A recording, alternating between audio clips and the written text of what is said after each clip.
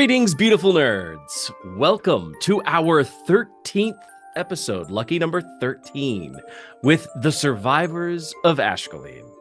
I'm excited to continue this journey with this group of anti-heroes, sometimes heroes, as they encounter this world's many mysteries. But who better to introduce themselves than our wonderful cast, starting with Matt. Hello, my name is Matt, also known as Mortor Knight out there on the interwebs, and on this wonderful campaign that we have, I have the absolute pleasure for everybody involved to play Jarl Hord'n, the warlock of the Genie Pact, specifically Dow, former sergeant of Ashcaleen's Red Guard, but now currently private in Brekka's standing military? Mercenary army. Mercenary army, there we go.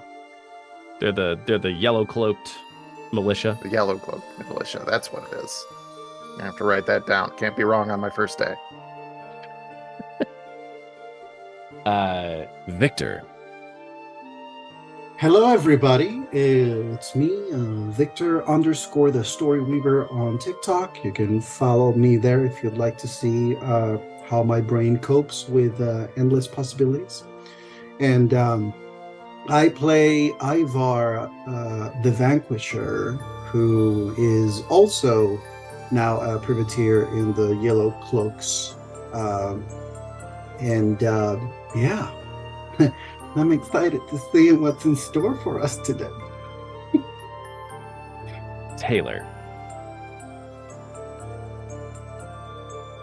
You're muted. Bugger, sorry.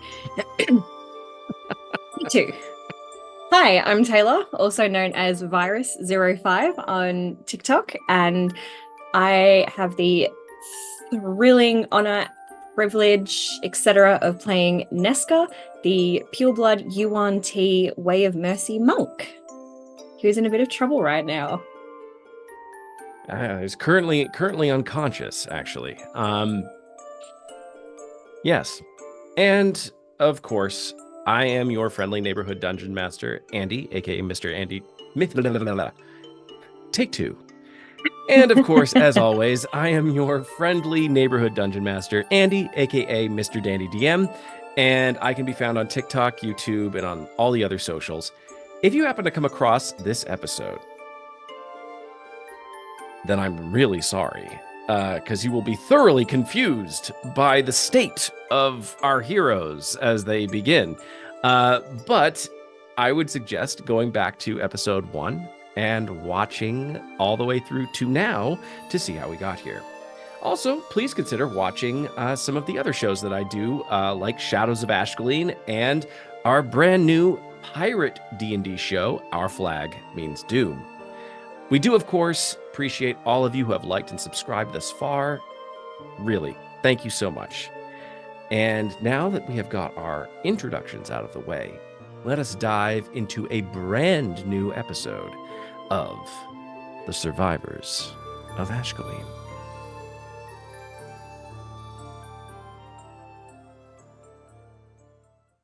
Neska.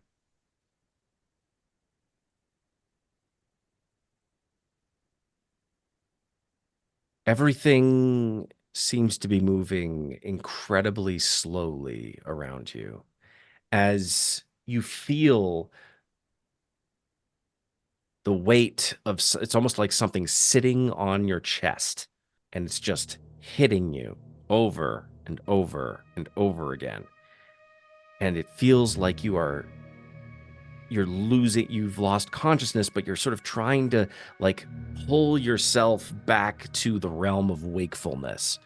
But in this moment, you feel these forces just pummeling your chest over and over, and then other parts of your body, a stabbing pain in your back, a crack against your head, and suddenly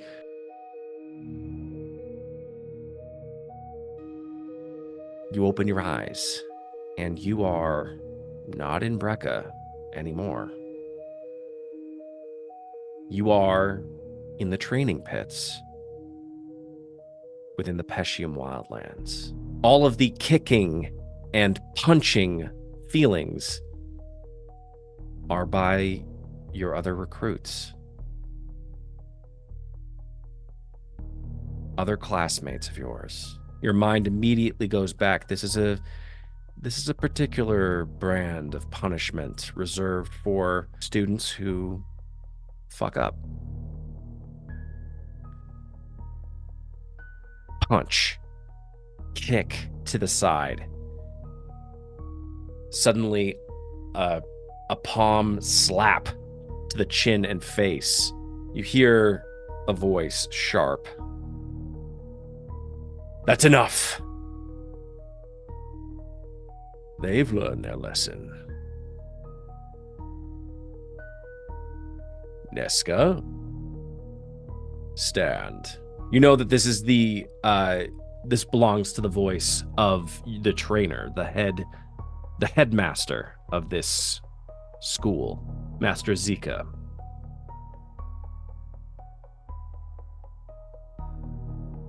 There is another voice that follows very shortly after. Oh, Zika, I don't know. I think they could have stood a little bit more beating. Feminine voice. That's enough. They need room to breathe. Neska, rise. I stand. I keep my head lowered, but I refuse to drop eye contact. As you stand, you see Master Zika standing on a dais. You are currently in the mud and dust of this particular pit, standing elevated about 10 feet above you, about 30 feet away, but 10 feet above, standing with his arms clasped at the center is Master Zika. He is the headmaster of your school, and he is standing with a curious eye gazing at you. To his immediate left is the warrior nun, Dimia Clevis. They look to be about the same age, somewhere in the realm of about 45, 50-ish. Their scales, Dimia's scales, vibrant red and yellow. Master Zika, his a green with some shades of purple. Eyes, both of them gold, staring you down.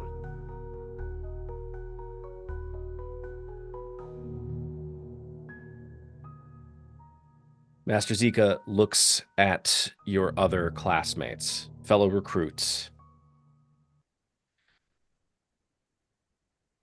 Now, what did we learn from this? No, that is not. No. This is a rhetorical question.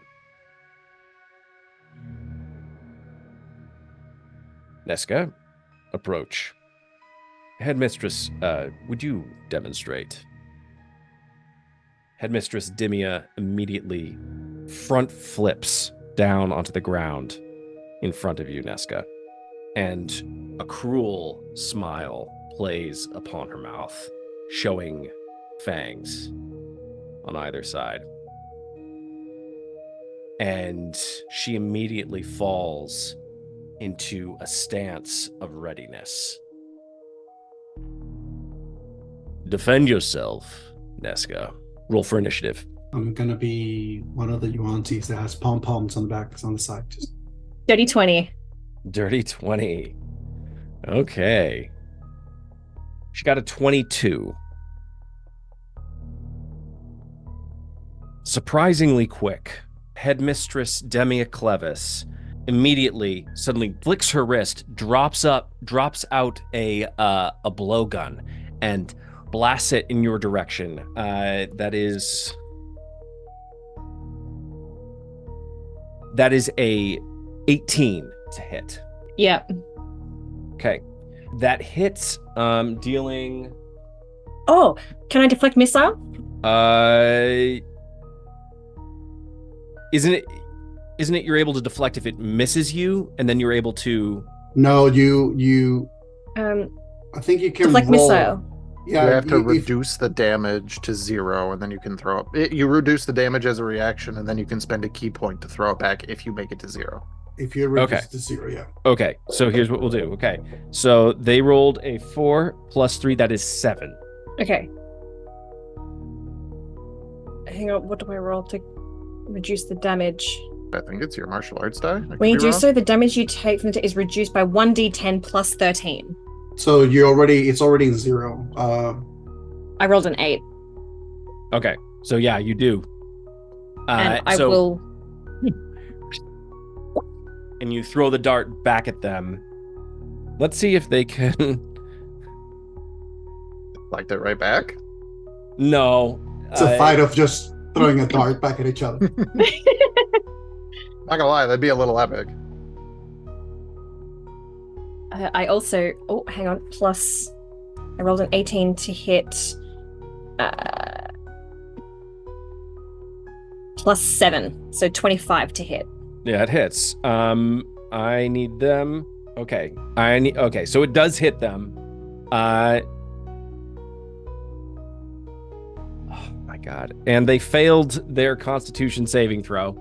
Now I need to roll d6s. 7, 10, 16, 18 points of poison damage.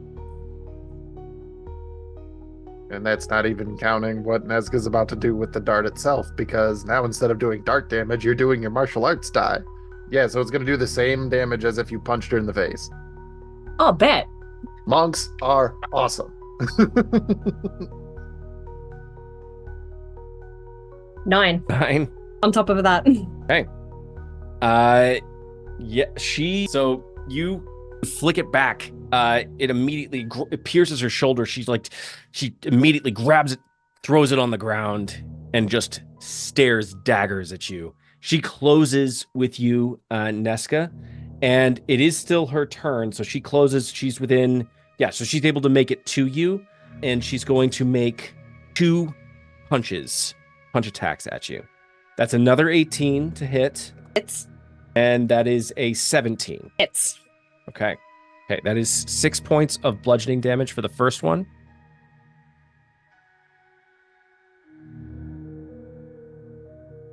That is 4 points of bludgeoning damage for the second attack. They are also going to use a key point and try and stunning strike you. What kind of save is that?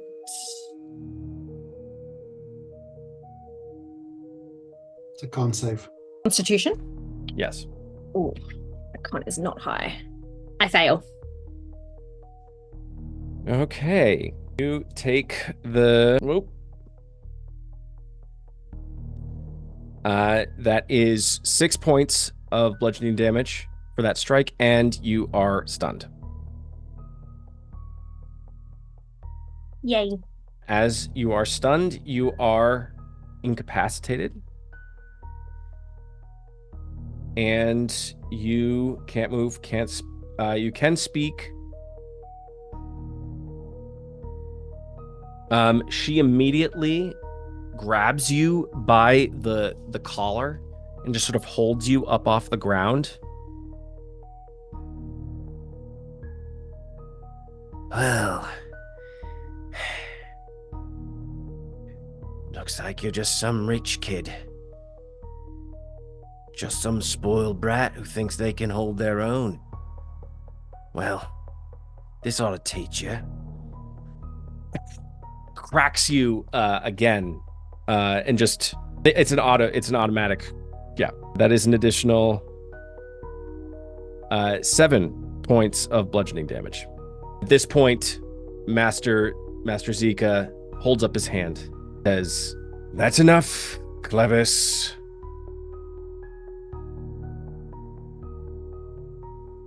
I think they've learned their lesson twice over now.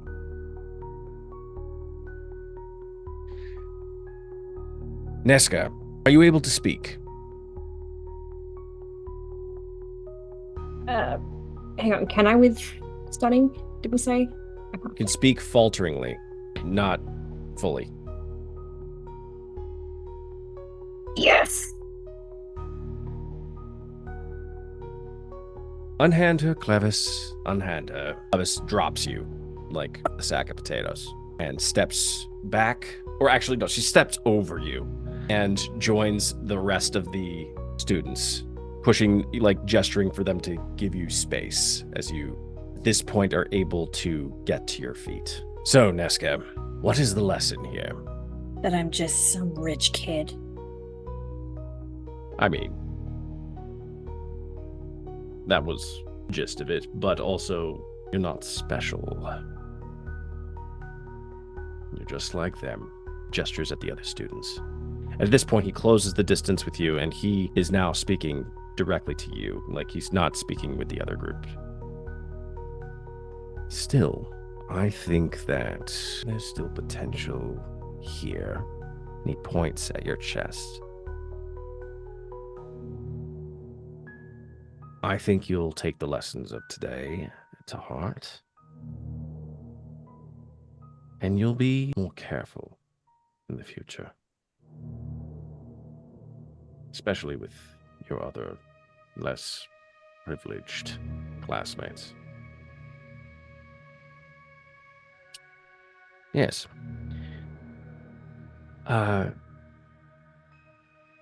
Despite your... He sort of chuckles. Despite the result of this brief bout with Madame Clevis, there was a move there that you exhibited that was something that I was not quite expecting. Rather dexterous deflection. That is something that I think that you should show more often. Perhaps even teach it to your fellow classmates. There is somebody who I think that you would benefit from some instruction. He's several years ahead of you. He's got his own set of missions right now. But something about that move definitely reminded me of him. Yonshu, here, front and center. Immediately, not giving you a single look, Yonshu suddenly sprints from the sides directly. You see this? And he gestures at you. Yes, I do. She has potential. I would like you to take her under your wing, perhaps train her in some more advanced techniques. Of course, Master Zika, it would be an honor. He, without a second look at you, he just sort of turns, and then he's like right alongside you, Neska. And Yonshu says, I will see you here tomorrow. And then he leaves. As that brief exchange happens, I need you to give me a perception check, Neska. 13. 13. I don't like this. It is partly because you feel a momentary distraction just because you're thrown by the fact that Yonshu is here and this memory, and this memory. And it's at this point that you raise your head up, and on the dais where Madame Clevis and Master Zika were originally standing is a shrouded, shadowy form, just sort of standing. And it's at this point that you recognize that everything has stopped around you. Time, movement, everything. The sounds of the Peshium wildlands, the wind in your hair, everything is still.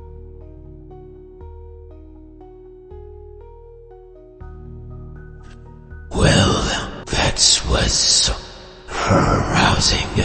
I am really looking forward to more of this. I promise that I won't do anything while you're awake. But if you keep our little relationship hidden for the meantime, from your companions, keep me safe, then, well, Well, see about not taking away some of these delightful little memories. 'Cause don't get me wrong, Neska, these are really, really tasty. And then he vanishes, and you suddenly come to lying on the floor in the house in Brecca, with a very concerned Yonshu sort of holding you, sort of shaking you. Oh, thank the gods. I thought we had lost you. Are you okay? Ivar, Jal, where are you? I have a question. This whole thing that happened in Neska's mind, how much time has passed in reality from the moment that Neska went down? None. It was basically, and it was like maybe a minute of Yonshu just trying to shake or, do like trying to rouse Neska. But for 60 seconds, they seem to be gone.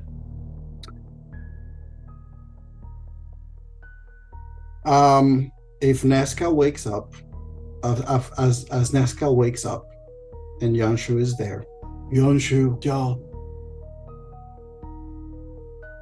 tie her up. What? Tie her up.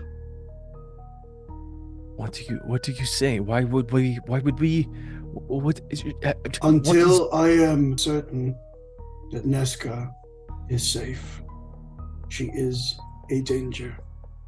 If you remember what I have been capable of in the past, you will listen to me now. That gives Yonshu pause. And then Ivar's gonna address Neska. And if you understand this, as I know that you would, being who you are, you will not fight back. And Ivar is holding his sword low hold in Neska's direction. I'll reach up and give Yonshu a pat on the chest reassuringly, stand up and turn around and place my hands behind my back. Yonshu takes one of the sashes that is wrapped around his waist, and he goes behind you, Neska, and he will bind your hands. Jal does have a pair of manacles. Okay. All right. You can also use the manacles that Jal has. Oh yeah, Ivar is not accepting a scarf or a sash for a tie-up for expertly a monk. Tied. I don't care, and he's also Yonshu, so no. He'll definitely ask also Jal, and he would also offer rope from his bag. Jal would have also had pause in this moment of like, isn't that a little harsh? But then he's gonna remember as he looks down, he's bleeding because of Neska. So just like, it's kind of that moment where he like looks at Neska, looks back at Ivar, looks back at Neska, and just kind of like isn't happy about it, but takes the manacles out and goes behind Neska and locks him in.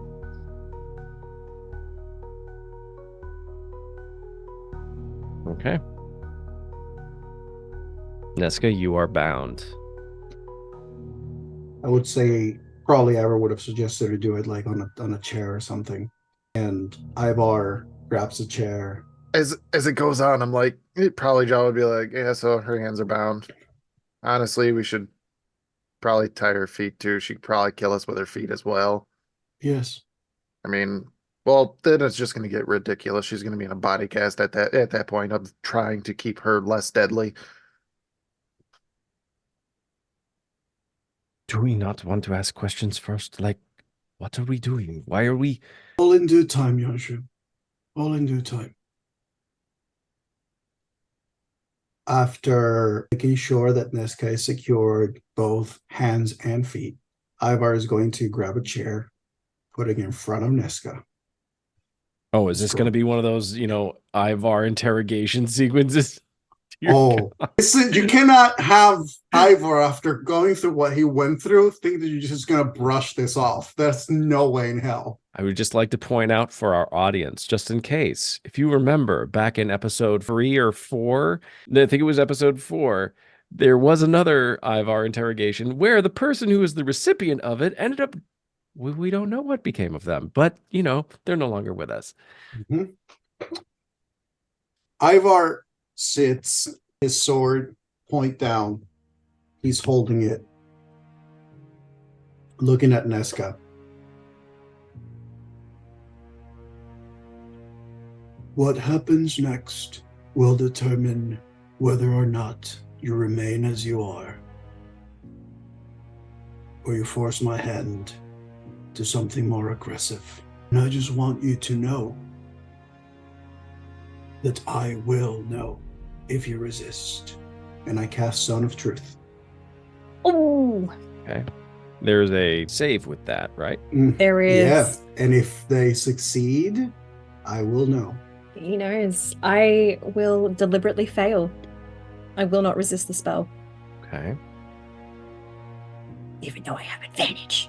What it is worth, I am sorry. You don't have any. It was. Yonshu stops, realizing that in the space of about 15 seconds, you very nearly killed Jal. And could have, had you not been stopped, done some serious damage to the rest of the party. I'm also going to add, it's a 15-foot radius. I don't know if Jal and Yonshu are there. Oh, Yonshu's inside. Yeah. So I don't know if they want to roll against it or just He rolls a choose to nat fail. 1. He rolls a nat fucking 1. So He rolled though. How dare he? What is he trying to hide? What's inside his head? Tie him up. Jal does not resist. Chooses to fail. Ivar just casts, takes a breath.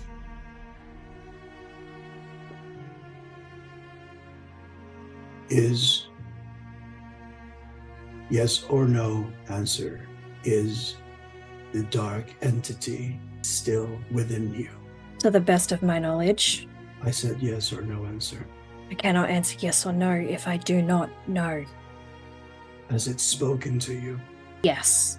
Will you share with me what Neska, it said? on that admission, you take 4 points of psychic damage. You, Ivar, from your perspective, she visibly starts to sweat. I did not mean for this to happen. I know. I could Ivar take has... Oh, go ahead. If I could take it back, I would. There is no point in dwelling on what could have happened. I just want you to know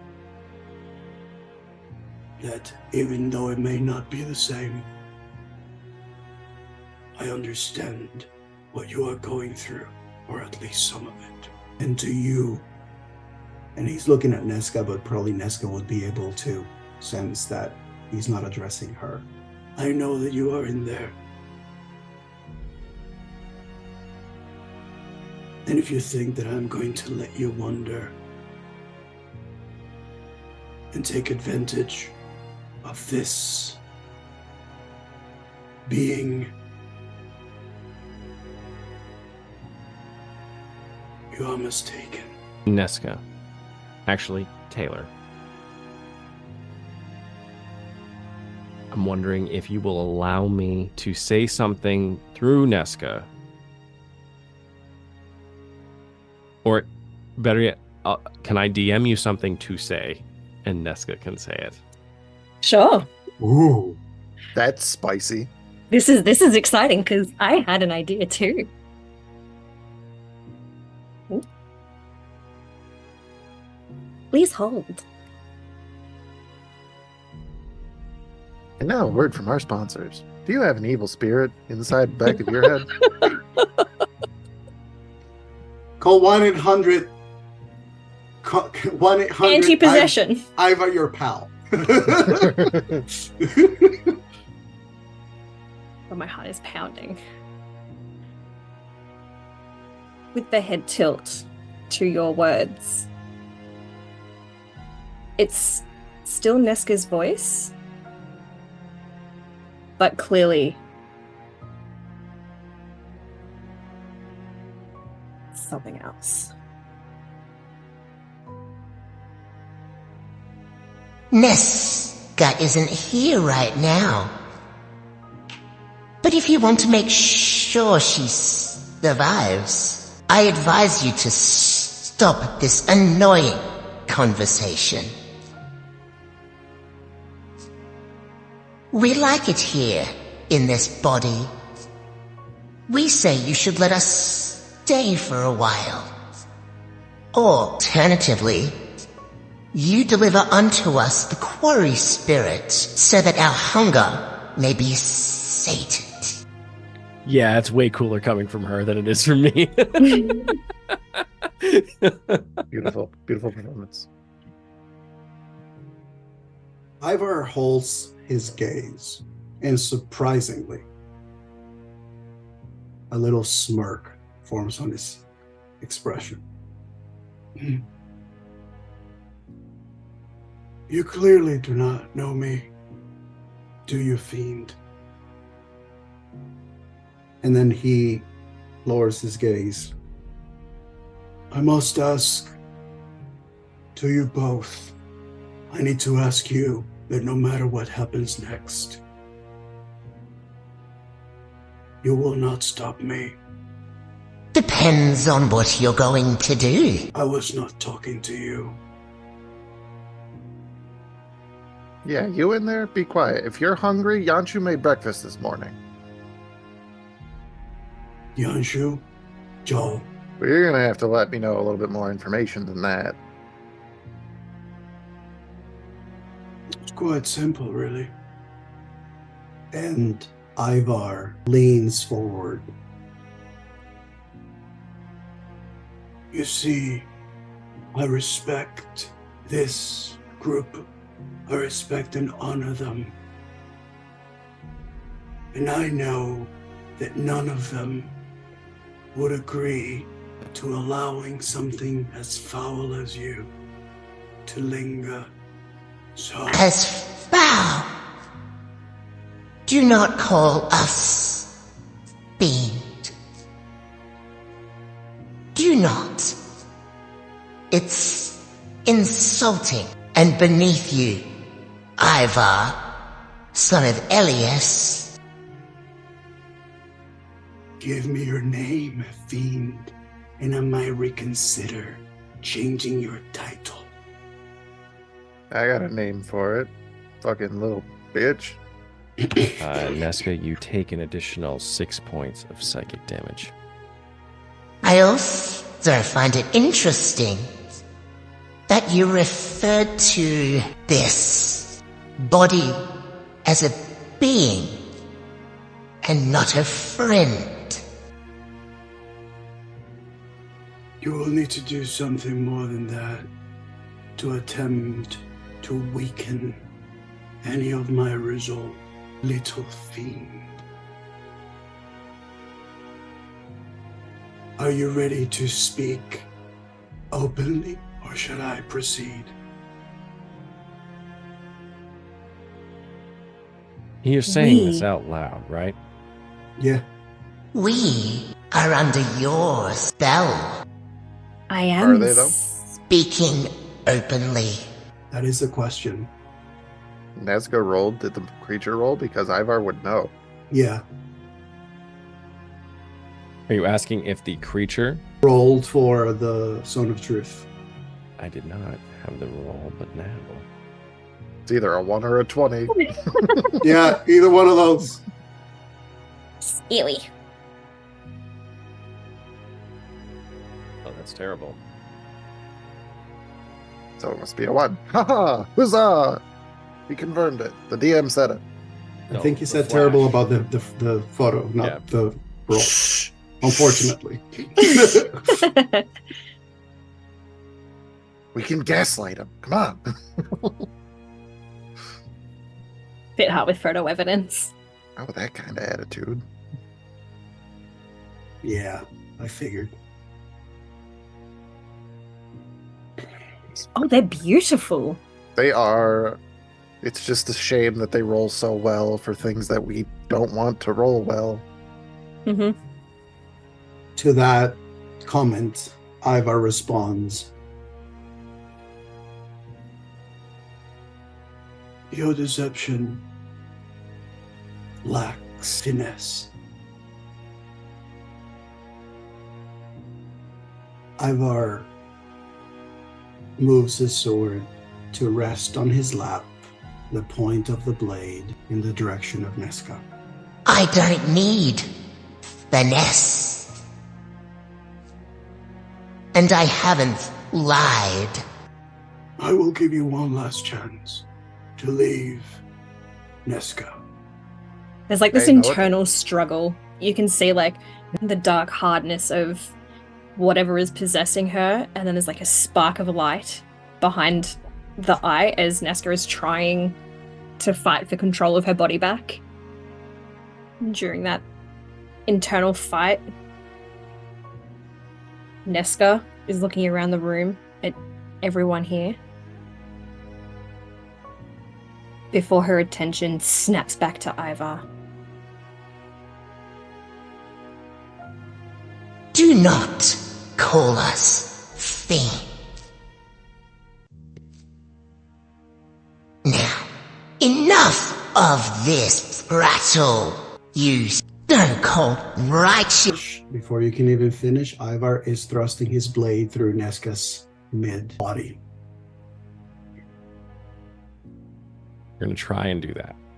Of course I will. There you are. Yonshu is going to attempt to disarm you. Okay. This is basically a maneuver of sorts.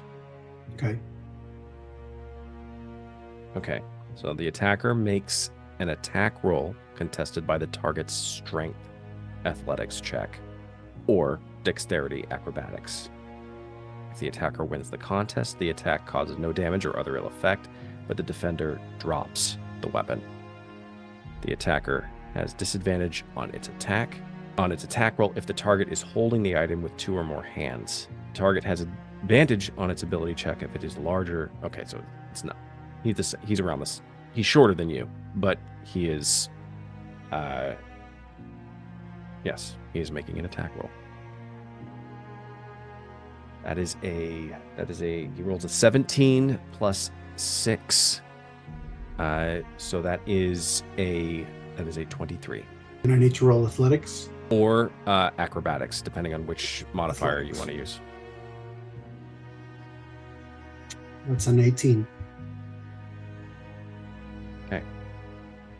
As you go to push the sword into Neska's chest or abdomen? Abdomen. As you go to push the sword into her abdomen, suddenly Yonshu dashes forward and hits your sword hand, Ivar, making it feel slightly numb as he hits like a certain point in the wrist. And he doesn't break it, but it's enough where you feel your wrist suddenly go numb and you drop the sword. Yonshu immediately just puts himself between you and Neska. He says, Ivar, I beg you, do not push me. Obviously, something has a hold of her. She is not herself.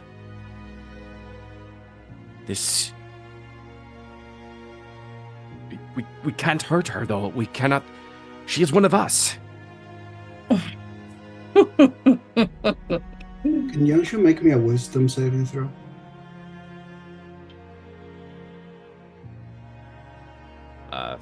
That is a 6. Oh no.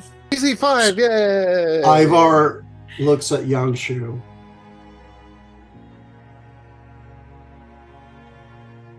I understand, Yonshu. I understand what you're trying to do. And I know this must be hard. But right now,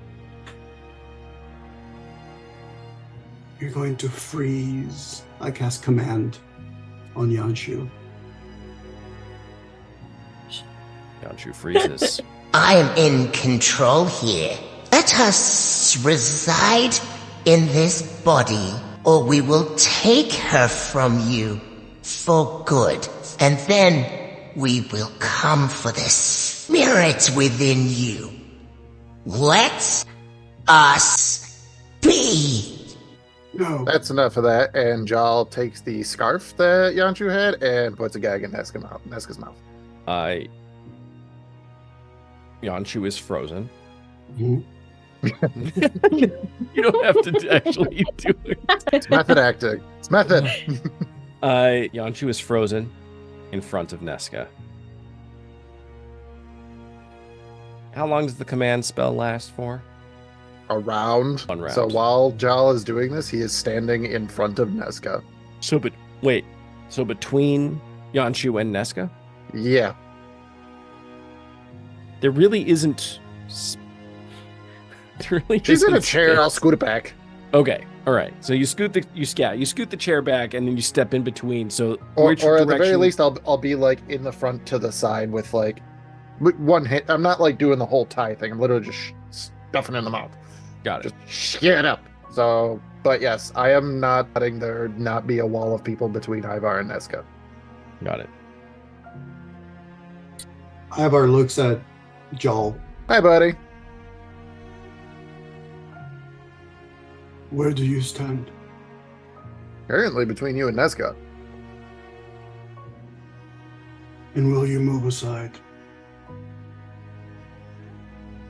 Not right now, I'm not. 'Cause I think that you should really appreciate the fact that when you were in Neska's situation, we didn't stab you in the gut. It was a very different situation, though. There was a sword with this thing in it, and it was just getting that out of your hand, which we all know how that went. But now this thing's in her head. So if you intend on removing it from her head, I don't know exactly how you're going to do that with a long sword and still keep Neska here.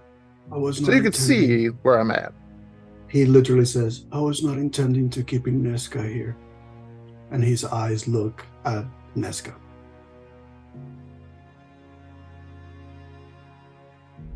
Neska's face is still deadpan with a grin, but there is a tear.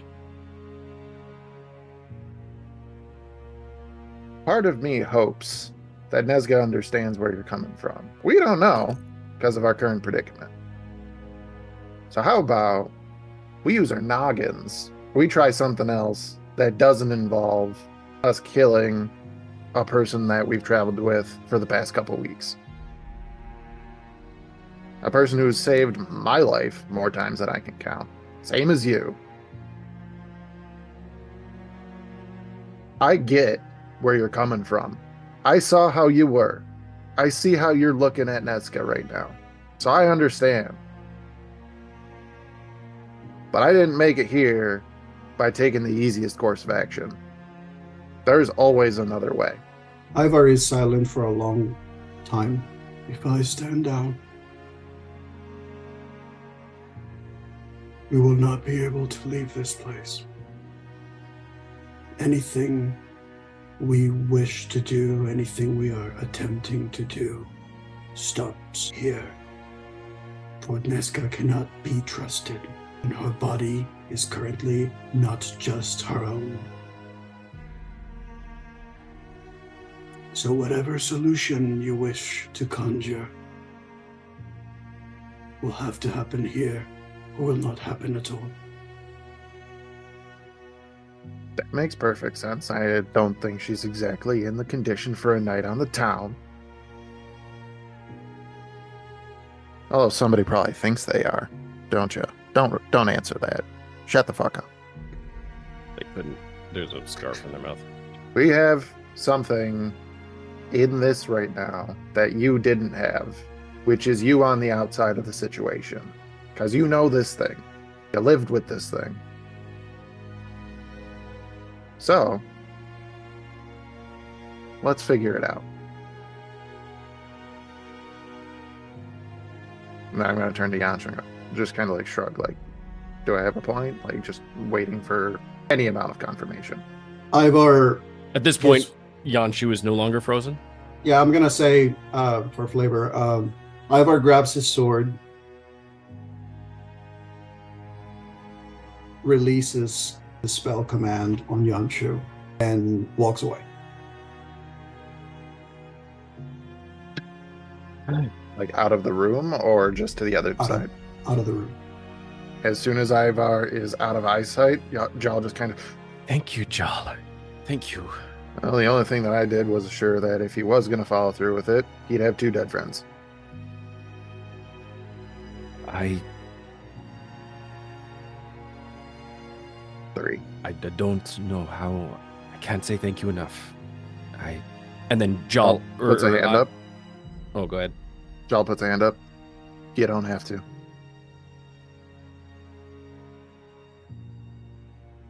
Yonshu turns to Neska, removes the scarf from her mouth, hands it to Jal. Just Prestidigitation. if you'll allow, takes your head in his hands, just looking into your eyes. Are you there? Are you there? Good luck. I'm so, and then he very hurriedly just sort of reaches behind you and just starts to undo the manacles around your wrists. No. It's not time for that. But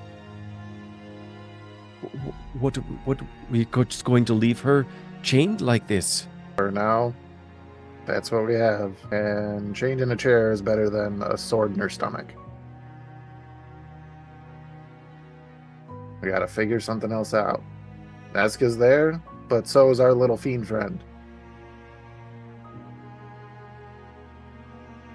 Neska, what do I do? I couldn't trust a word out of her mouth right now because we don't really know if it's Shush, her or if it's the Jal. thing.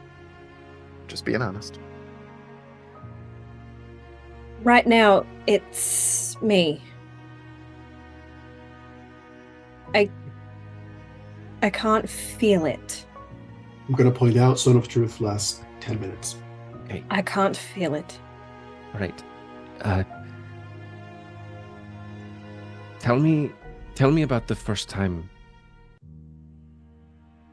Tell me about the first time we met. So I know that you're there. You remember that time that you were in the training pits and you kicked Master Zekas's ass, and you just wiped the floor with him, and then you went to town on Madame Clevis, and that was a great moment, wasn't it? That's not what happened. What happened? I thought myself above everyone. I was too proud. And I had the ever-living shit kicked out of me. Yonshu breathes a sigh of relief and looks over at Jal. No, it's her. She's the one who's talking. She's there. Jal nods, but above the table, he doesn't fully believe it. You hear Ivar from the other side of the door. Whatever is inside knows her memories, just like it did with mine. All right, well, what great idea do you have right now? I said it before. If you wish to find a solution, whatever it is will have to happen here. Or she cannot be released. Yonshu? You and Ivar go brainstorm. I'll stay here. Hey, just don't go do anything crazy, right? Just, don't say like, hey, why don't you come into my ring or something crazy like that. And, suddenly we're all sort of stuck in an even worse mess because we're all inside of a tiny ring. I mean, it'd be a better mess because if that thing was in me, I'm a lot less of a threat than Neska is. So, I mean, I can't kill you with my left elbow. So, I mean, if you struck in the right position, you could. Yeah, but that's you can see. Before it was in a literal weapon, now it's in a figurative weapon because you're like a bad at it. Anyway, go brainstorm, guys. And if you guys can't come up with anything in a little bit, one of you change shifts with me. But she's on round the clock watch. Angel grabs a chair and posts up across the room and watches. Not like a creepy way. Yonshu goes to the next room where Ivar is. He enters the room with a look, perhaps of slight embarrassment. We'll pause right there. So as we come back, Yonshu enters the room. Are you in the room that's like off the garden? I would see, whatever. I don't remember if all of this was happening in like the kitchen, I think. Yes. I may be wrong. It was in the kitchen. So, yeah, whatever the outside that door frame of the kitchen into whatever the next room. So yeah, it would be the garden, and then there's also this other bedroom. So he follows you out and says, Ivar, I'm so sorry I had to do that. You don't need to apologize. No, I do. I feel, I cannot speak for Neska, but I know I feel as a member of my people, partly responsible for our ordeals that we have gone through as a result of these creatures. These creatures are a product of a war that I was a part of. A long while ago, my people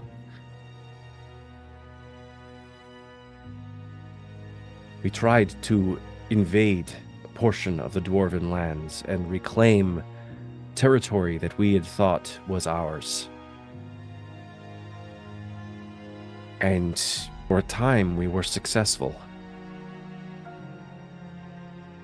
We managed to assassinate several key Dwarven leaders and put them in a position of weakness. Even though we encountered minor successes, it seemed that we were on sure footing.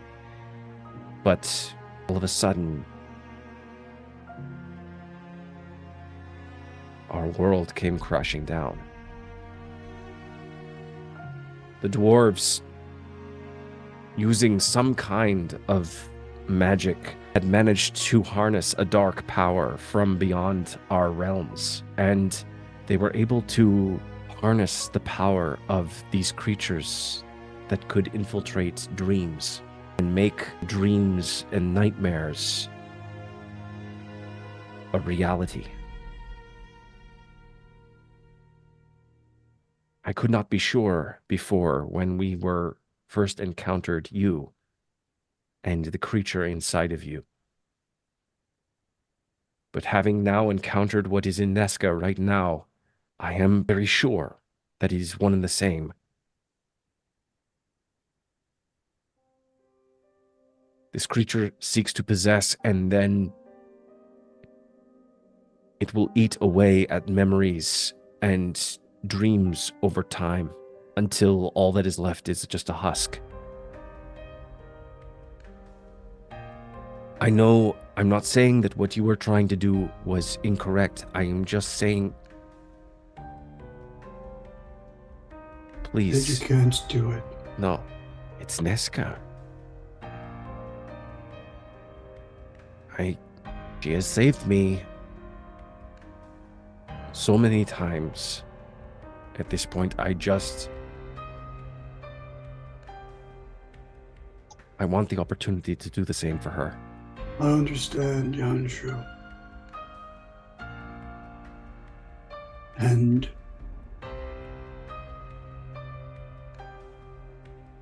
there are things about what I intended to do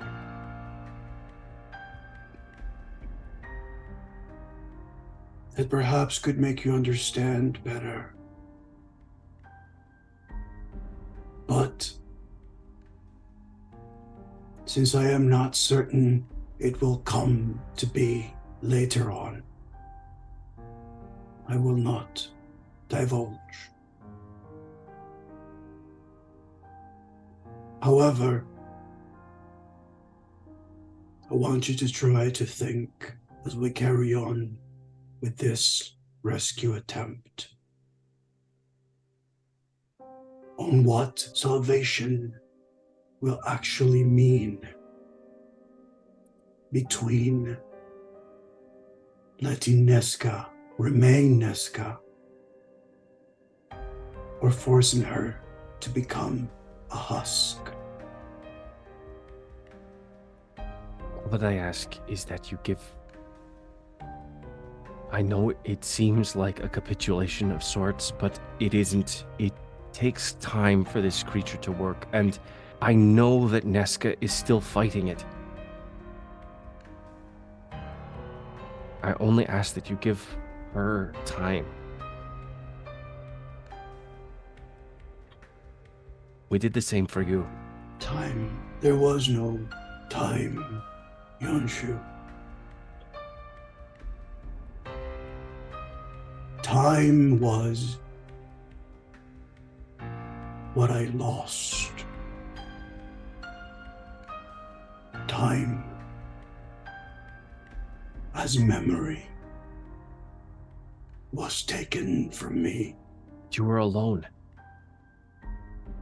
You were alone. She has us. We can be there for her. We can make sure that she doesn't lose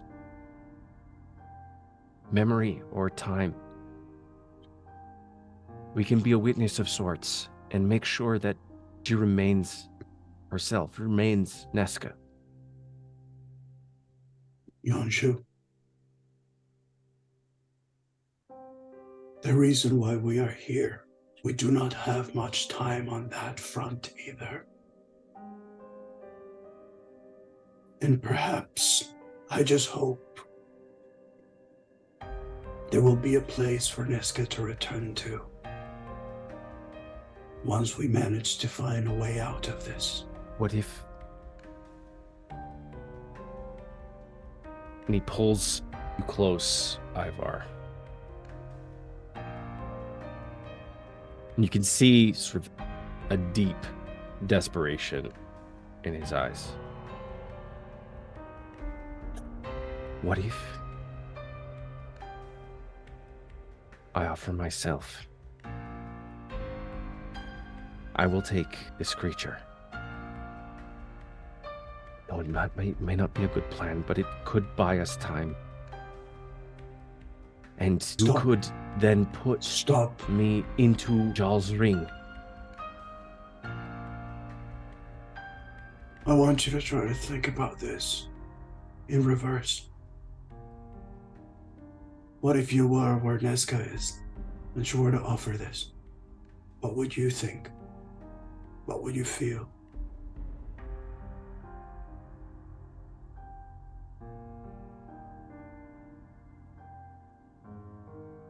I would trust that my friends would do what is necessary. It is an honorable offer, Yonshu. Not that I've ever questioned your honor. You say this thing takes time. I will take your word. And I will trust that we will have some time to think things through. But Neska cannot be released. And as of now, we know where this thing is.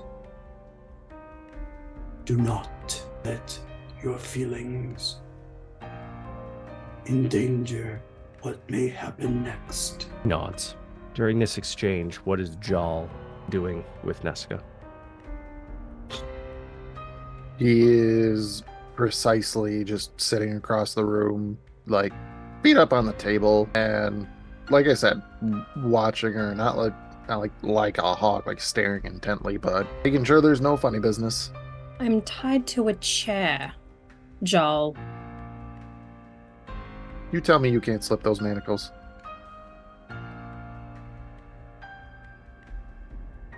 Probably could, but See? I'm in control. I'm not going to.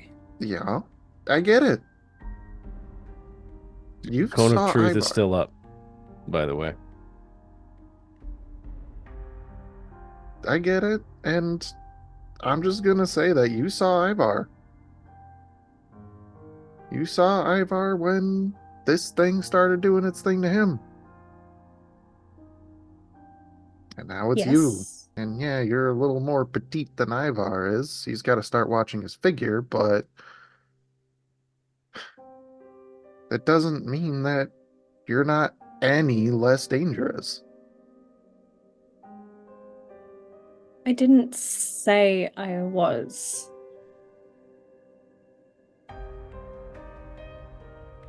I would have let him. I'm sure you would. Because I know I would have let him run me, at least if I was, you know what I mean. No, I don't. If that was me in that chair with our little fiend friend in the back of my head, making me speak all spooky shit, and Ivar wanted to make me the new sheath for his sword. Are we doing phrasing? Not that kind. Not that one. Damn it. Andy, cut that out. Cut that out. No, keep it in. Your words Now to it's gotta God's stay in. ears. Canon. Neska's learning humor. But yeah, if that was me, I'd have told him to do it.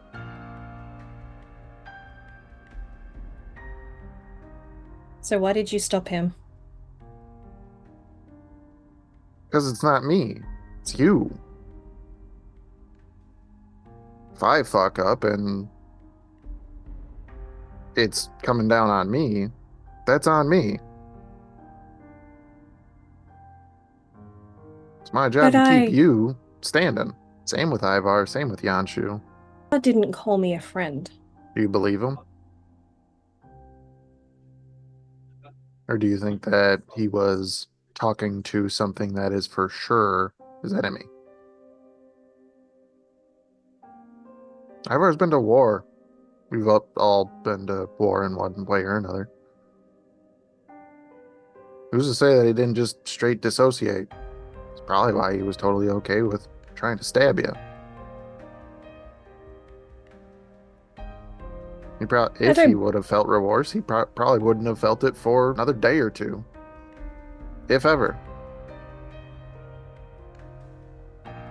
If he did not feel remorse, then he never cared for me. Or he felt that that this thing is great enough a danger. This thing is a danger, yes. We stood by him. It's a little more personal for him. So, whereas I'm not okay with his first from the hip idea, literally from the hip,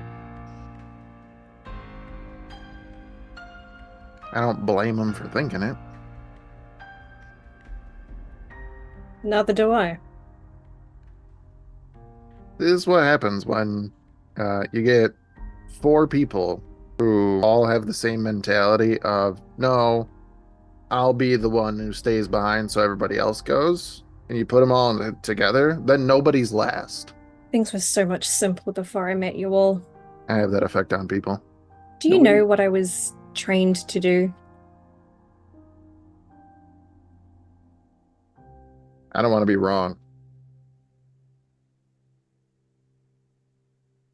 Take a stab. Pardon the pun.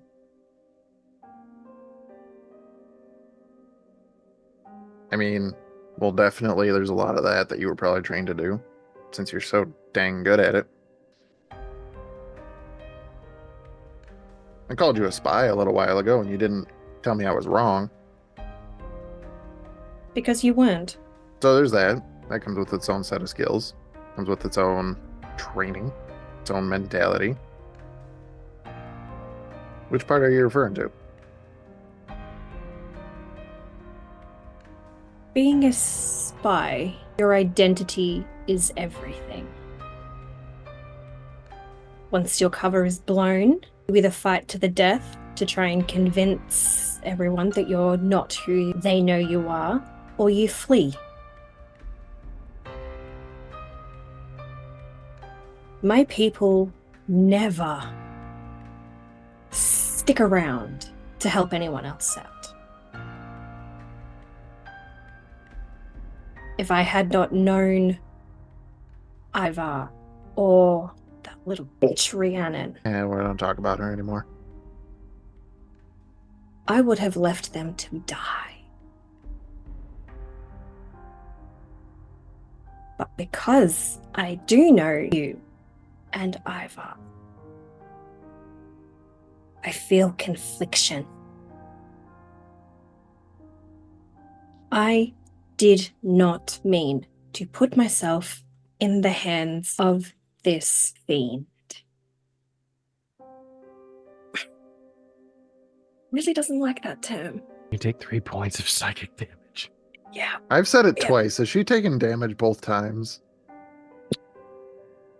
You know what? I haven't rolled for that. I'll give you a mulligan. I mean, I Neska roleplayed gonna it, tell so- me to stop because I'm literally doing it because it pisses this thing off. But if it's hurting Neska, I'm not happy about I think you would it. have seen her, like, when she said that word and then immediately flinched. I feel like you're insightful enough that while it's not currently in control, it's definitely aware of what's going on, and it's punishing her.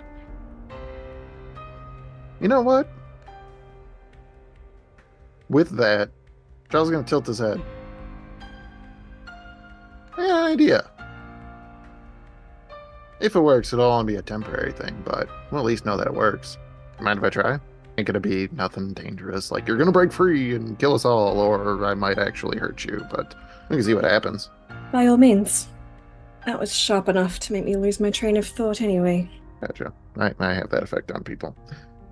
Jal is going to pull out a jade sphere from his pocket and touch his ring to it, activating his Pearl of Power and restoring 1 level 3 spell slot.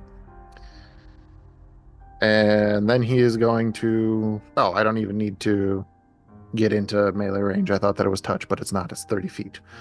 Jal is going to aim the ring in Neska's direction. That's the word that I was looking for. And Eldritch Blast. Yeah, just eliminate her right away. I'm going to keep saying fiend so that it drops her HP, and then I get the last hit.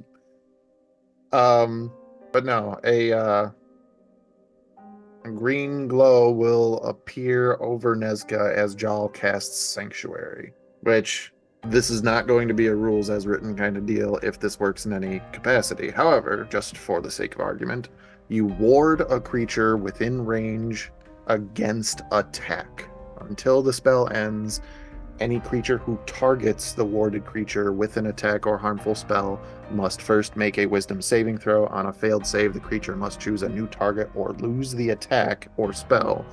This spell doesn't protect the warded creature from area of effects, such as the explosion of a fireball.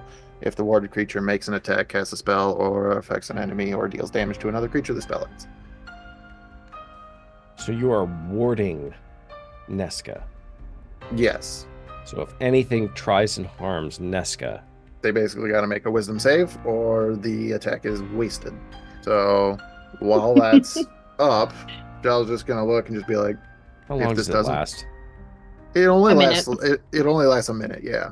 But if this test works, we know we can get a minute in the future. So when it's up, Jal's gonna look at Neska and say, "If this doesn't work, I'm sorry in advance. You're a tiny little piece of shit fiend, and nobody likes you. You need to get the fuck out of here and just go to another plane of existence because you're not gonna be getting anything done here. I took you down once, I'll take you down again, motherfucker." So if it can't hurt her, I know it works. Wisdom save? That's a 10. It fails. Repeatedly, this thing tries to attack one after another against Neska, trying to damage you psychically. And with each attack, the attack is completely wasted. And Neska, your mind and body remain unharmed. Am I aware that it's trying to attack me? Oh yeah. I mean, Okay. you feel it's like you feel the impacts, but it's like, have you ever been in a car accident before? Not really, no. No. Good. That's good. But it is It's like things are happening sort of in slow motion, or how you perceive them. Like everything is happening very fast, but in terms of your perception of it, it seems to be happening very slowly. And you can sort of see it and feel it all happen. And like whatever the spell is doing is also sort of elongating and diminishing the experience of everything that is happening. And the creature realizes in this moment that it doesn't have a bite. It's still in it. It's still inside Neska. It just can't do anything about it. At least for as long as the sanctuary spell lasts. Hmm. An owlbear to a flea. How about that? Thank you. Got your back, girlfriend. Don't overthink it. But we are not romantically involved, so I can't I said don't be overthink your it. girlfriend. Don't overthink it. In this moment, Yonshu... We're gonna waste this minute that we have of you trying to puzzle this together. Yonshu, I'm assuming Yonshu and Ivar will re-enter. Sure. Ivar's staying by the door, though. What is going on here? What has happened? Experiment. What happened? What did you do? Apparently, I'm his girlfriend. What? I said don't overthink it. I'm gonna look at Yonshu. You don't overthink it either. Okay. Ivar We is just don't- shaking his head, looking down. It's Oh, look just, at Ivar. You don't overthink it either.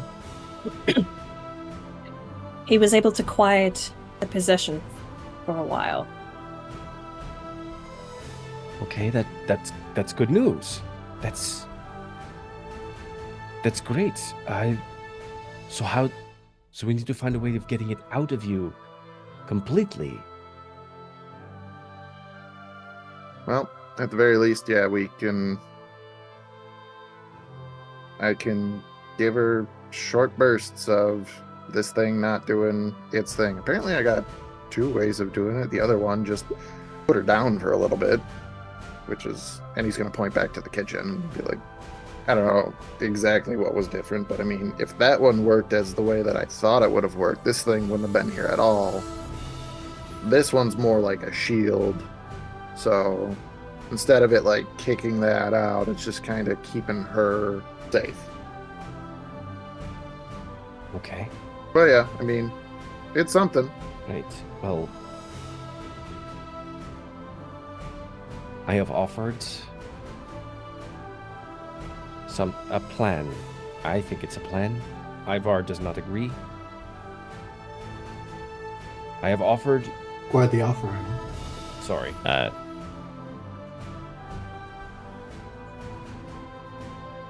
Not sure if you're checking notes or real life things are happening that you're listening to. I Relaxing. am having a conversation with Neska right now. Allow me to put myself on mute. Sorry. So no. I'm saying that because this thing isn't that. It is an actual thing, as opposed to just a... But like along those lines of thinking.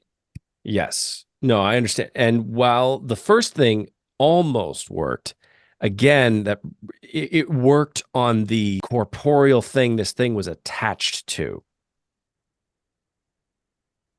It shattered that thing. But they're still a being. They're not a thing, and they're not a curse. Oh, word. Okay. You know, look at Yonshu and be like, good. He wants to say something. I gotcha. Just making sure you 2 are gonna be good. Like you said to me, don't do anything crazy. Ivar is going to look at Yonshu, and I don't think I need to explain Well, Ivers looks to Yonshu as... I think Yonshu at this point understands Ivar very well.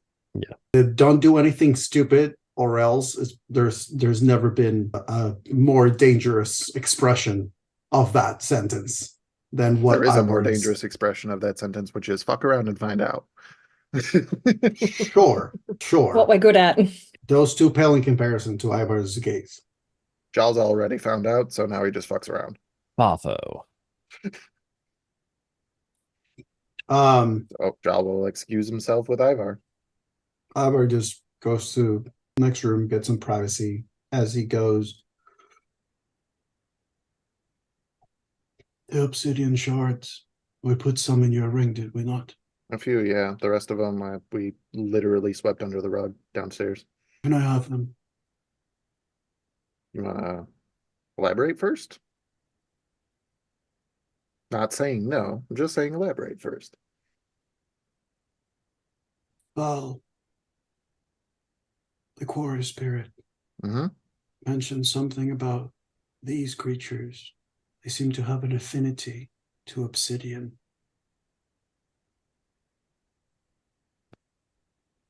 Perhaps there might be a way to use it to retrieve it from Neska.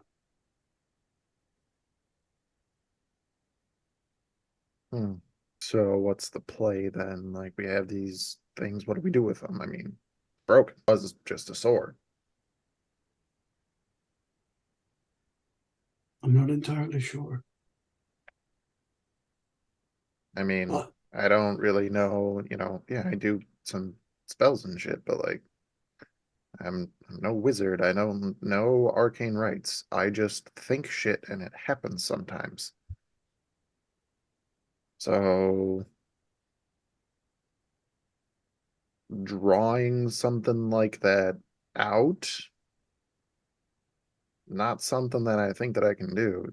Trying to stop whatever effect that it's doing, sure. Trying to bind it if I can get a good look at it. Done that before. But to actually I'm not looking to bind it. I am thinking of it more as a catalyst. If the obsidian, it's something that has affinity to it, then perhaps through the obsidian, we can reach and hurt it instead of Neska. Shards that we have were a sword that Neska grabbed from that room, which there was a crate of those swords. Indeed. But this is for sure the same spooky spirit that's been messing with you. Not the same. Same type, just not that it's not the exact same one. I do not think they are exactly the same. There is no way for me to know whether or not this thing is exactly what I was suffering. But it appears the Quarai spirit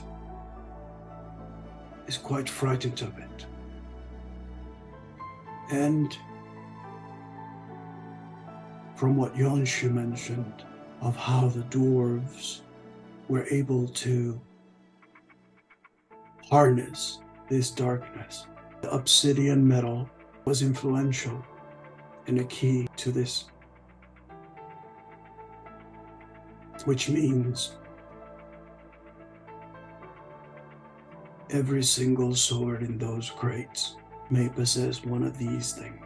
About an actual nightmare caused by a literal nightmare. Jal's gonna try to think a little bit, rub his eyes. So we get the shards. Are we trying to fix them, or are we trying to just use them? I don't think we need to fix them. The material remains the same. It's just a matter of finding out if they can be of use. Jal wouldn't know that. Above table, I have an idea, but Jal wouldn't know that. Y'all wouldn't know what. Spells that Ivar would have access to. Oh, no. Because I was like, I've been trying to piece together how we all could use these as a catalyst, and like, I was like, oh, well, what do we have? And I looked through mine. I'm thinking about what even Neska could do on the inside, and Yonshu, and I was thinking about Ivar, and I'm like, something popped up in my brain, and I'm like, that might work, but I don't know about that. So now I need to just make it Victor's idea somehow. Anyway. Victor has ideas through Ivar, but they're never pretty with Ivar. No, Ivar those is ideas usually involve death. Listen, a man's got to do what a paladin's got to do what a paladin's got to do. We need you to conquest in another direction. So I can't right now because we have someone tied to a chair. So Jal's going to, I mean, I'll grab him. We can try to see if there's something we could do, but like we need a plan with him. We can't just like toss him at her and say, "Be gone, wench," and then it's gonna happen. It's been too long, and he just gestures to the other room. I just peek around the corner and make sure everything's all copacetic. As you two are typing to each other. Give me a perception check. I don't like that. Perception. Victor, help. And I can give the help action since I mentioned it's been a while. Does that count? What'd you roll? A natural 1. That'll count. You briefly look into the room, and Fatima, God. I was like, whoa! I'm seeing Plot shit. That's the twist. natural 1. And Neska and Yonshu are standing with several feet apart from them, and they seem to be talking. Standing? Quietly. Yeah. Well, Yonshu's standing. Okay. I was like, oh. Let's be like, what the fuck? Good thing I don't have Misty Step. Yeah. Yeah, I'm gonna turn back to Ivar and be like, they're fine. So, okay, I mean, There is something else I must consult with the spirit, but I may need to rest. Will you be able to keep watch as much as I would like to trust Yonshu? I fear time is not on our side. I mean, if you really wanted me to be sure that nothing happens with Neska, Do it. But the shards cannot be in the same place. that complicates things.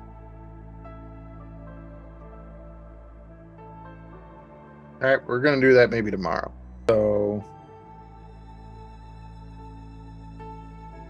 we return to the living room, all of us, and Jal's just gonna look at Ivar, look at Yonshu. We're gonna take shifts tonight.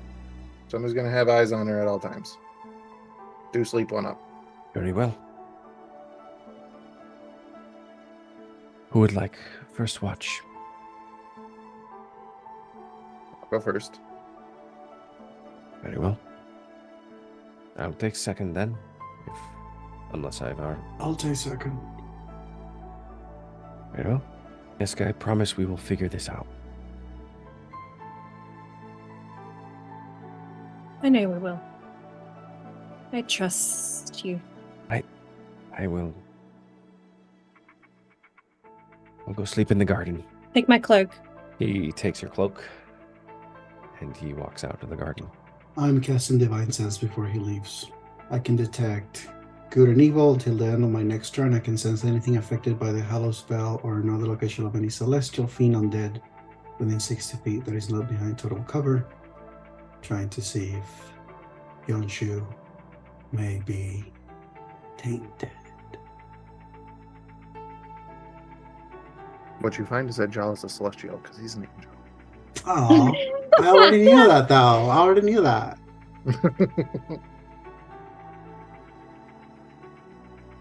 There is no celestial fiend undead within 60 feet. There, I will say, though. Hmm?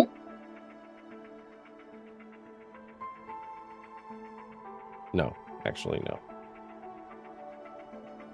Yeah, because they're not a fiend.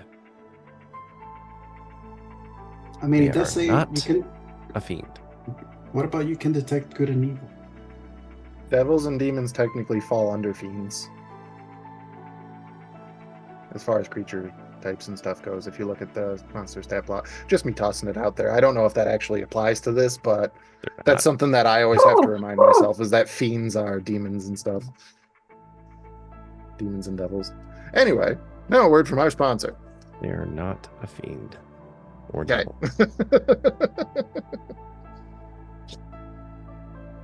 Plot twist if their creature type is capitalism. It's always capital. Their name is Tax. Before Ivar, if he's making to leave the room, which I assume he is. Oh no, before he he's does- gonna grab a chair, go to the corner, and is gonna just go and rest there.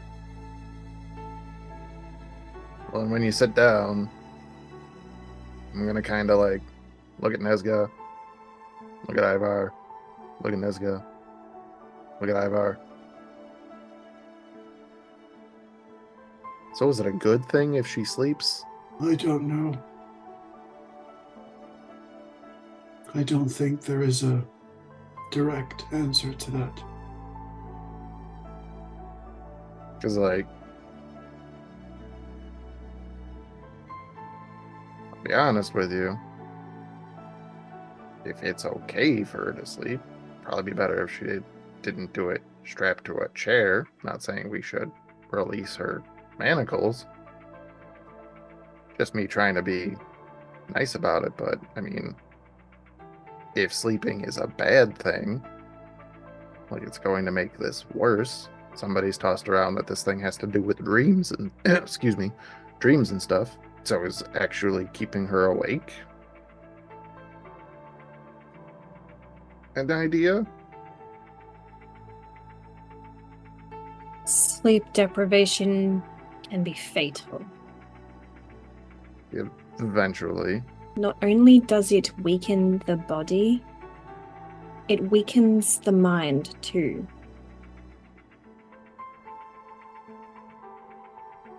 There is no blunt area to the edge of this situation. If Neska rests, her time resting could be dangerous for her mind, and her body restored could be dangerous against us. If she does not rest, her weakened mind could be dangerous to herself against this thing.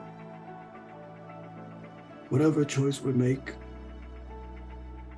there is not a success in it, only delaying.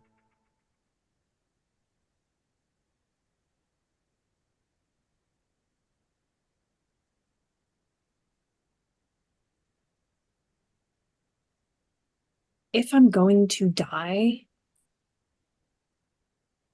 which I've come to terms with, I would rather do it in my own 2 feet. Strong of mind and will. Against the true enemy. Unfortunately, Neska, there is a true enemy currently within you. Your own 2 feet are not only your own right now. But trust me when I say, if it comes to it, I will try to make sure that you die with honor. I know I've said this before. I didn't mean for this to happen. I thought having one of those blades would give us some insight.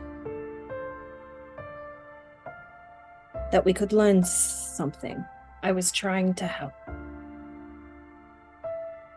Well, we definitely learned a lot. It's not over yet. But why am I being treated like the villain? We knew something was up with Ivar, and we continued to let him walk. To be fair, we didn't know. You and I talked about it. He was having conversations with himself and stuff, and it was like really weird. But we weren't sure if he was a danger to himself or others until he got all Night of the Living Dead and tried to kill us on a Dwarven City ship. And then we took matters into our own hands. We ripped the sword out of his hand. He got all emaciated and stuff. Didn't look as handsome. Still handsome, but not as handsome. And then we thought that he told us things were okay. Things were not okay. And then we got rid of it. I believe you are forgetting the part where you were sent within your own ring. No, I didn't forget that. That was a me fuck up. Like, it helped in the time of getting the sword out of your hand, but I understand the desire of seeking the comparison. But if I must be blunt, I was the one who had to carry that thing in my mind for years.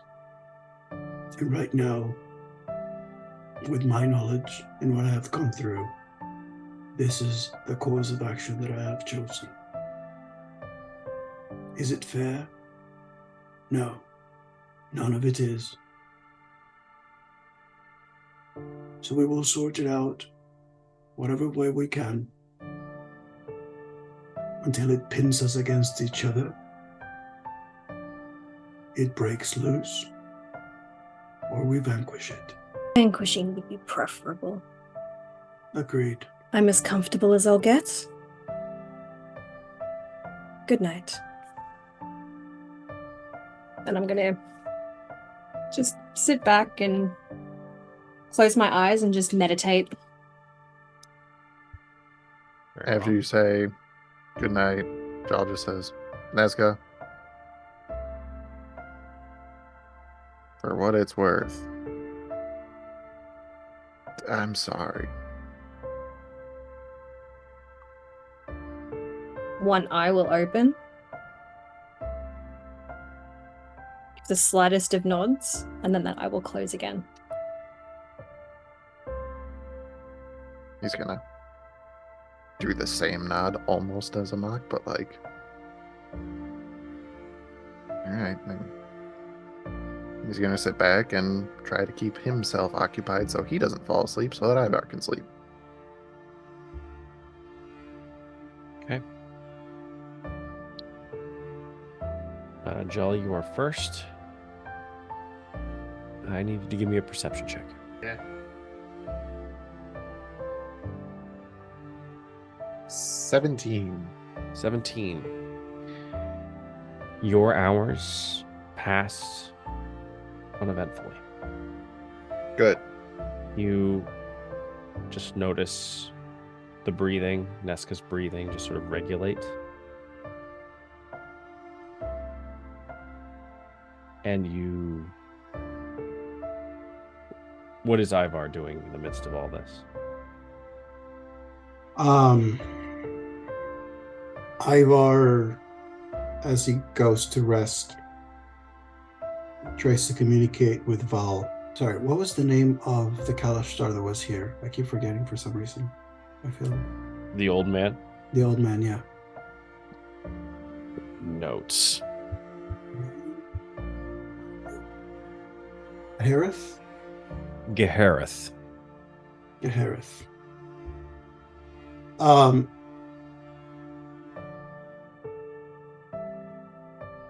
Ivar will mention to Val that if either them or Gahareth had any memories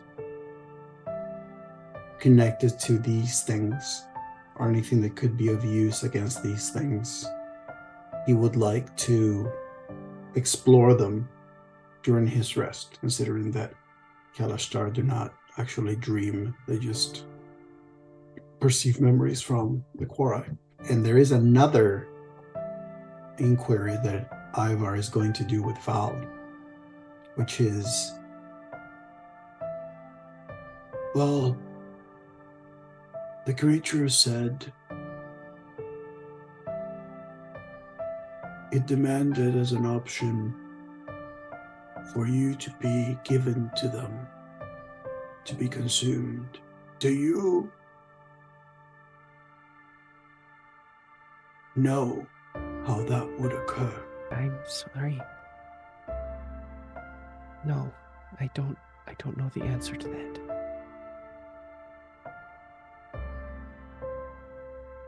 I do know that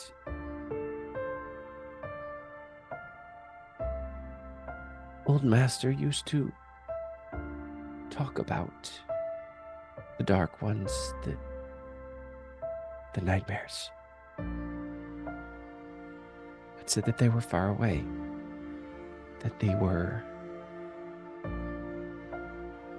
or at least he thought they were. He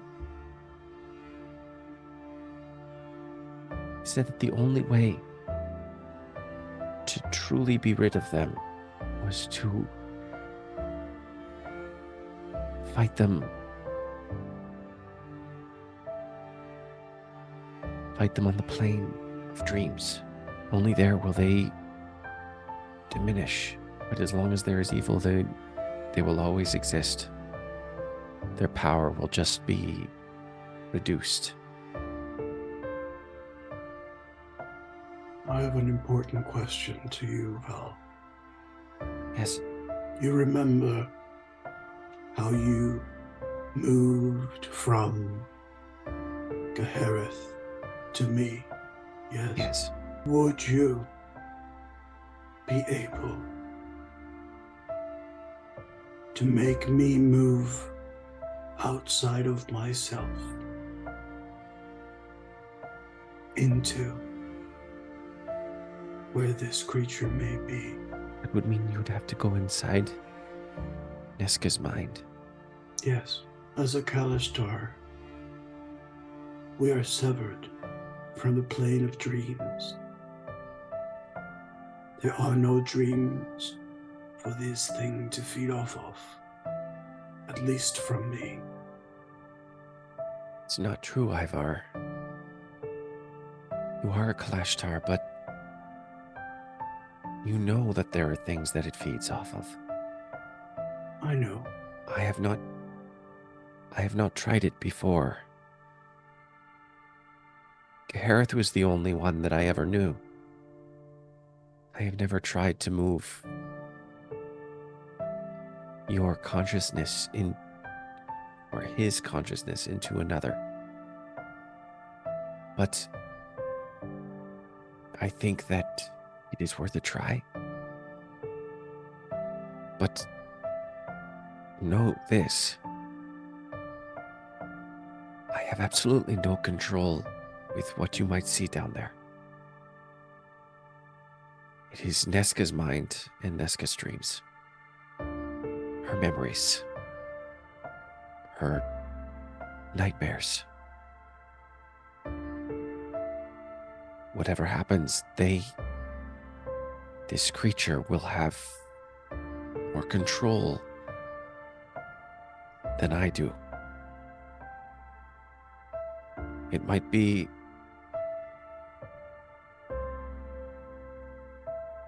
advantageous to bring another.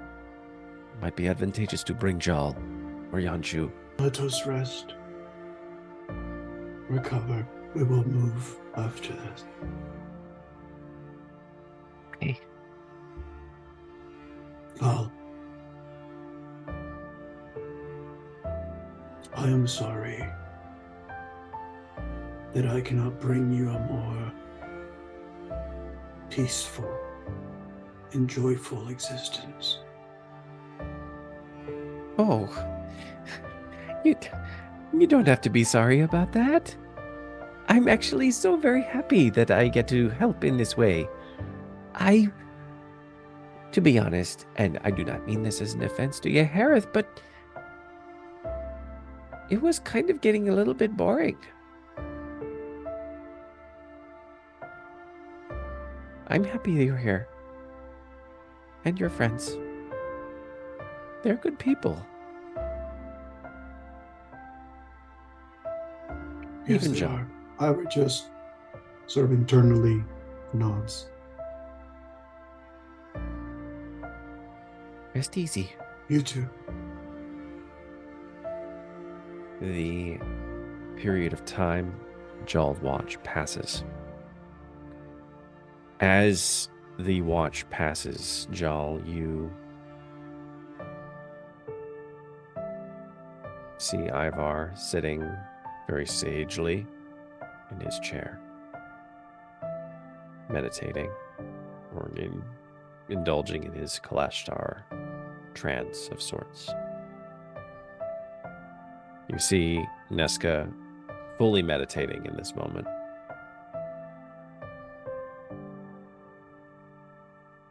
It is now Ivar's watch. Knowing that Jal has something to get, he will take the time to so what he's going to do when it's time to switch, when Ivar says go get some rest, Jal's going to stand up, walk over to him, take the ring off, and hold it out to Ivar. What's this? Hang on to that.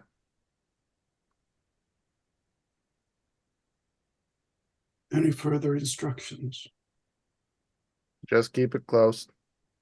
Anything starts to go wrong, I'll hear. Very well. I wake up in the morning, we'll have things. Looks over at Neska.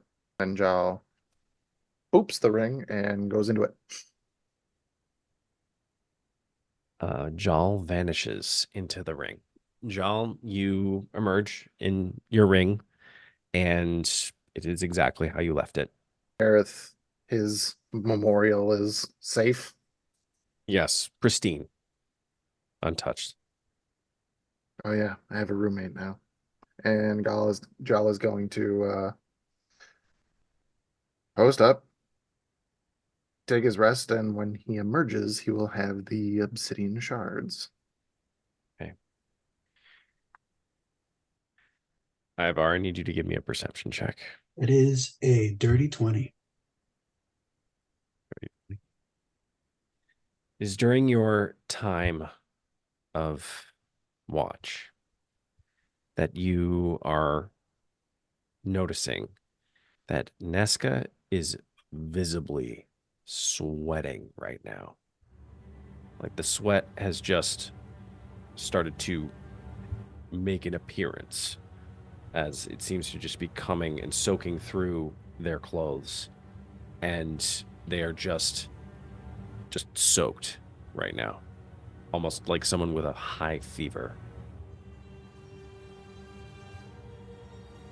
Ivar is going to walk to Neska. He's going to walk to Neska, place a hand on her shoulder as he sort of senses also Yonshu and Jal in the ring.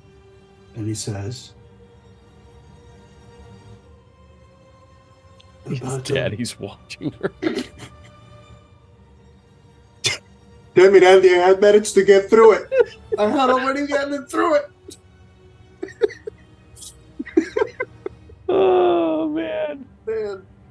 God damn it. He places a hand on her shoulder as he just very, very gently says,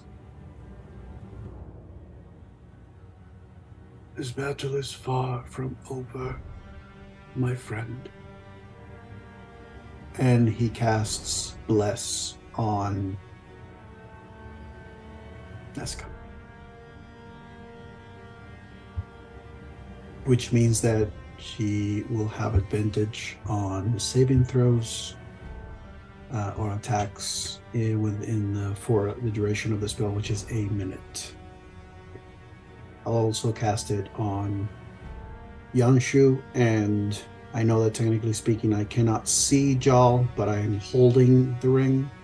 So I don't know if you will allow it, but if allowed, I'll allow it. basically, yeah. So from his hand and from his body, really, his energy, his resolve and resilience and connection to a Minotaur and his belief sort of creates this invisible and unseen pulse of energy, of warmth that engulfs the room, and like a little glowing speck, almost like a firefly, each individual will have this little speck of glowing dust seemingly fly to their forehead, and as soon as he makes contact, it disappears, leaving that energy of blessing on them. You say these words to Neska, and you cast Bless. Neska, you feel the warmth. As do you, Jal. At the end, checks the thermostat in the ring. At the end of your watch, Ivar,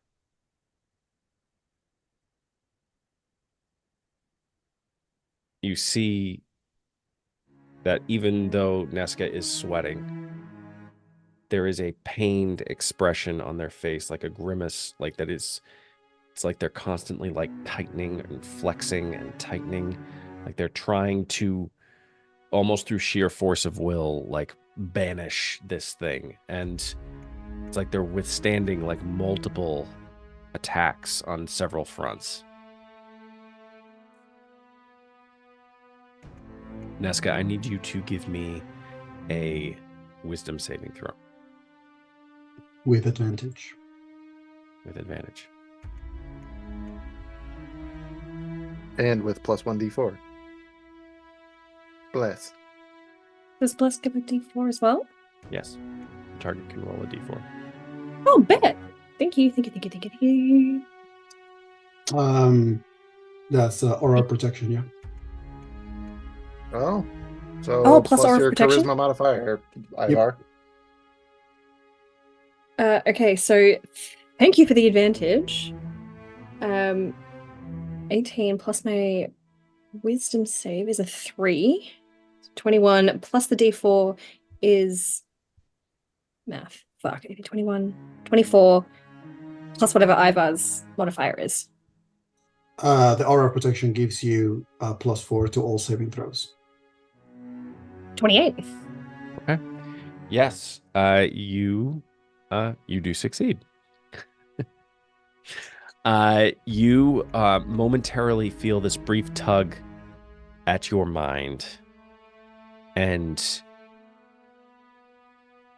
it's almost like you are doing mental, spiritual kung fu in this moment, where you, like, if your key could be manifested outside of you, it would be doing Tai Chi right now. It would be usually just taking this ball of energy and just moving it out and redirecting all of these attacks that are coming at you. Your watch passes, Ivar. Do you alert Yonshu? Has he been resting? Yes.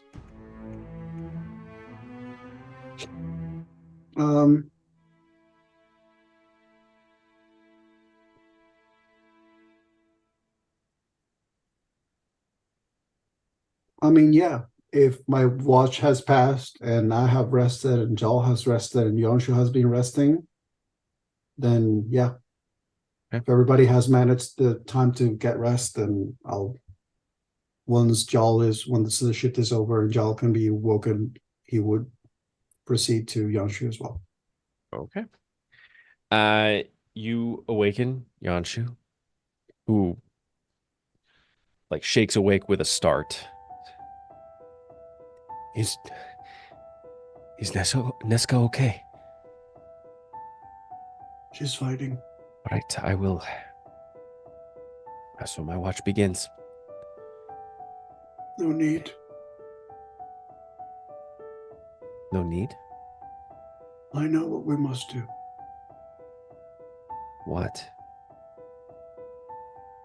He moves to wake up Joel.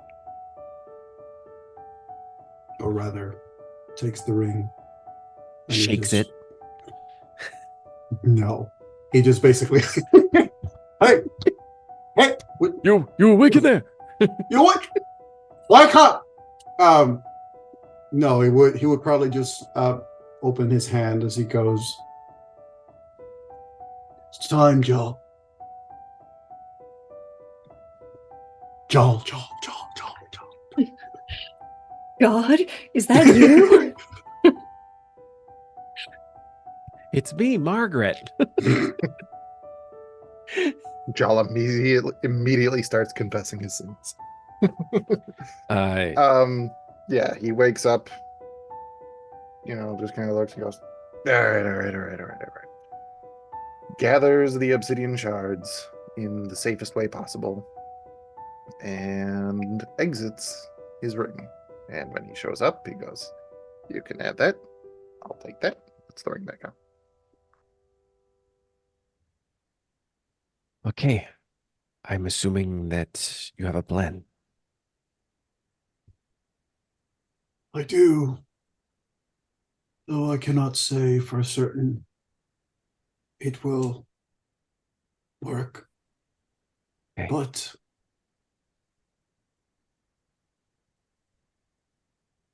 we need to go into Neska's mind. A dream mind. Oh, God. Save your prayers. Whatever God you're praying to doesn't live there.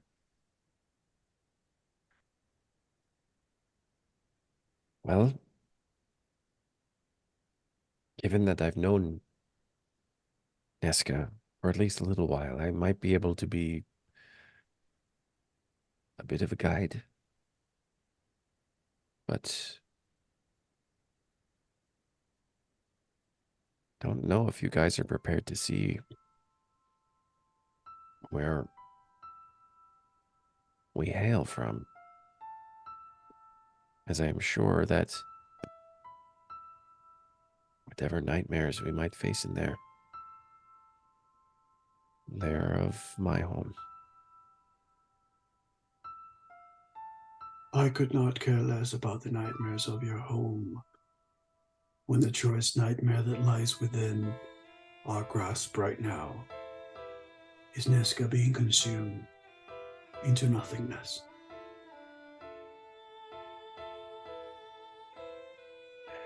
Okay. I know that I will be able to have the resolve. And you are indeed a guide, and we can play a big part once we are inside, for Neska knows you and trusts you. That being said, that also means that this creature may know you as well.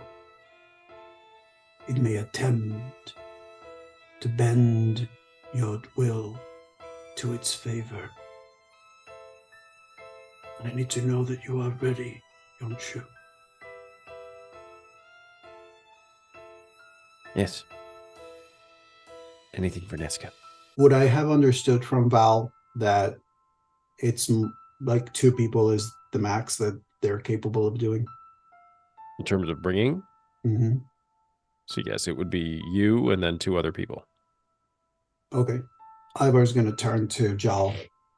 So holding with the shards as he goes, we may need to postpone this for now. This isn't part of the dream fight. No. Where we go, we cannot take it. Shall we put it with the other ones? We'll hold on to them for now. Okay, into the bag. And he just dumps him in his bag. I'm actually going to say Ivar's going to keep him. He's just going to put him in his bag. No. Okay. Yeah. Ivar just has that moment looking at the two.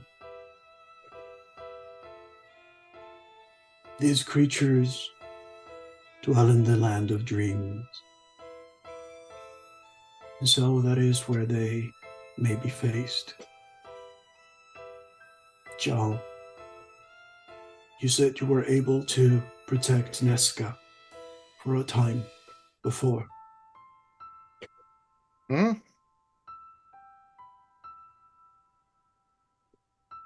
My plan is for you to do the same as we go in. So that if this thing attempts to hurt her, while we are there, at least we bide some time. Can you do that? Absolutely. All right. How do we do this? What's I think involved? we hold hands and sing Kumbaya. I'm not familiar with that. What is the song? It's an old Ashcaleen campfire song, actually. Like, when you go to school and never mind. It was a joke. It was not a part of the brief that I received when we were infiltrating that city. Oh, it's very interesting. Looks like you guys got some gaps in your information. If somebody would have asked you about that, your cover would have been blown immediately. Are we done? Well, Yes. Yonshu is. Well, tell us what to do. Hey, so what you need to do? That one. She directs your attention towards Yonshu. The one who is going to be a guide. He must hold a part of her, and the two of you must place your hands upon him. I will try to do my best to stretch myself out to hold all of you. We will try our best to be careful, Val. And I hope that you also try your best. Best of luck. To you as well. Yonshu is going to information. Yonshu is going to stand behind Neska, and he's going to place, if you'll allow, he's going to place his hands on Neska's shoulders. All right. I guess with that information, as it was given, Jarl's going to take his hand and standing behind Yonshu, put it on his shoulder, and then go, holy crap, you're toned. Anyway. I have a question for Sir Lord DM. Throughout this whole situation, even though technically we're going to this spirit world, the land of dreams, if it's of relevance, Ivar would have swapped from his yellow jacket armor to his red armor, by the way. FYI. Well, I didn't assume that you'd already put it on. Yeah. I thought you'd just taken it from the camp when you had signed up. Yeah. So, but he'd be because I think that's what I did last time. I put it on and I realized that, oh, that's why I know that we're going into dream world, but just in case it's going to matter, Ivar is back on his full, his shield is on him, his sword is on him, his armor is on him. It's like, thank you for reminding me. I will cast mage armor on myself. It's adorable that you think that physical armor is going to help you. I don't Listen, but just in case. Mind over matter. Just in case. Wearing it in the dreams, then he has it in the dreams, so it's gonna make him tougher because manifestation. Right. Yeah. I'll say you guys do that. Are you all? You laugh at us. I get it. Are you all putting your hands on Yonshu? Actually, just because it is what I was told right before this starts, I am casting Sanctuary on Neska, yes? Okay. Nice. So basically timing it with whatever Q is necessary. Okay. You cast the spell. You touch Yonshu.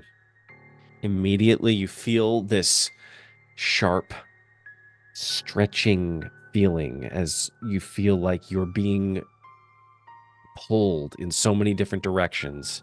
And you feel like you're suddenly shrinking down. And it's like that feeling when you're in a dream and you have the sensation of movement and running, but you're not moving at all. And you're running in place. As you blink for a second, the four of you, Yonshu, Jal, Ivar, Neska, you find yourselves in the front lines of a battlefield.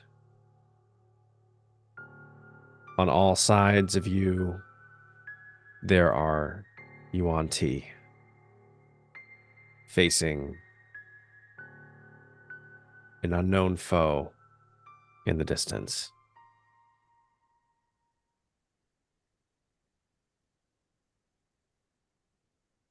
And that is where we will leave it for tonight. Excuse me?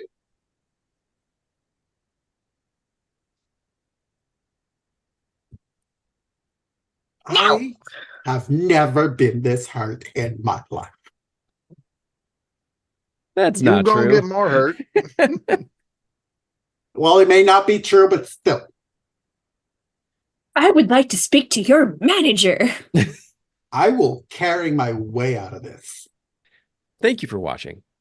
Tune in next time to see what our survivors of Ashcaleen get up to in Neska's brain, mind, dreams.